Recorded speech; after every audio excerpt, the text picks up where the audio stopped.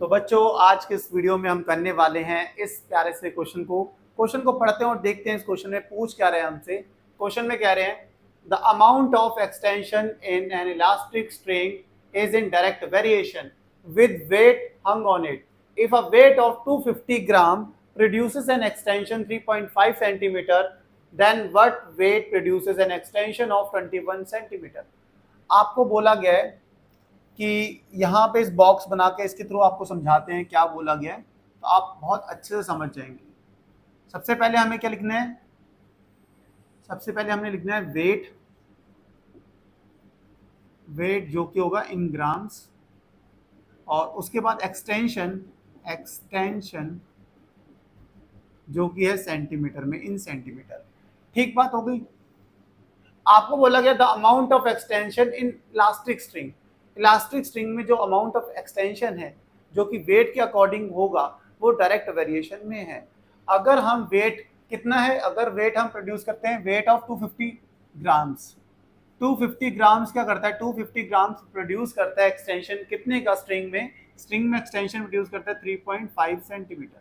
यहाँ यूनिट लिखने की कोई जरूरत नहीं है, ठीक है, ऑलरेडी मेंशन कर दिया इन ग्राम्स इन सेंटीमीटर। अब आपको बोला गया है कि कितना वेट, कितने ग्राम वेट कितना एक्सटेंशन प्रोड्यूस करेगा, 21 सेंटीमीटर।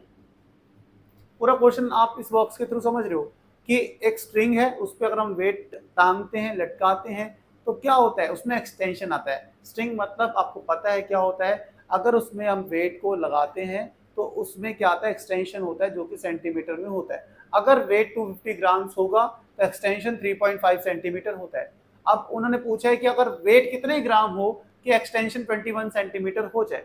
अब वेट आपको बताना है कितना वेट होगा कि एक्सटेंशन 21 सेंटीमीटर हो।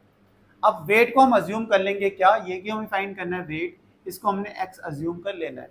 क्या अज्यूम कर लेना है, एक्स। या लिख भी सकते हो late x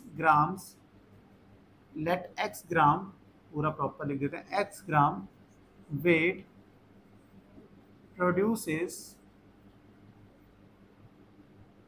produces an extension, पूरा ही लिखना अच्छा रहेगा, एक्सटेंशन ऑफ 21 सेंटीमीटर।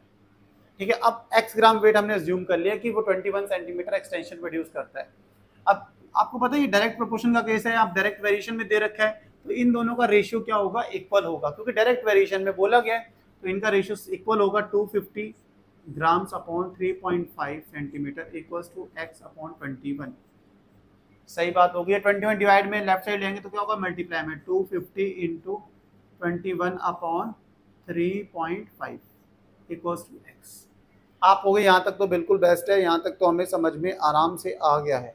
आगे भी आएगा, 3.5 को 6 टाइम्स करोगे 21 आ जाता है, सही है, कैंसिल आउट हो गया। 6 को इससे मल्टीप्लाई कर देना तो क्या होगा, 6 0 0, 6 5 30, 0 6 2 12 और 3 15।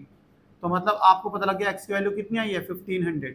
x इक्वल्स टू 1500, मतलब 1500 ग्राम वेट आपका 21 सेंटीमीटर एक्सटेंशन प्रोड्यूस करता है। कितने ग्राम वेट एक्सटेंशन प्रोड्यूस करता है, 21 सेंटीमीटर, 1500 ग्राम्स ये एक्सटेंशन प्रोड्यूस करता है 21 सेंटीमीटर। यही बोला गया, यही हमें फाइंड करना था। होप आपको समझ में आया होगा।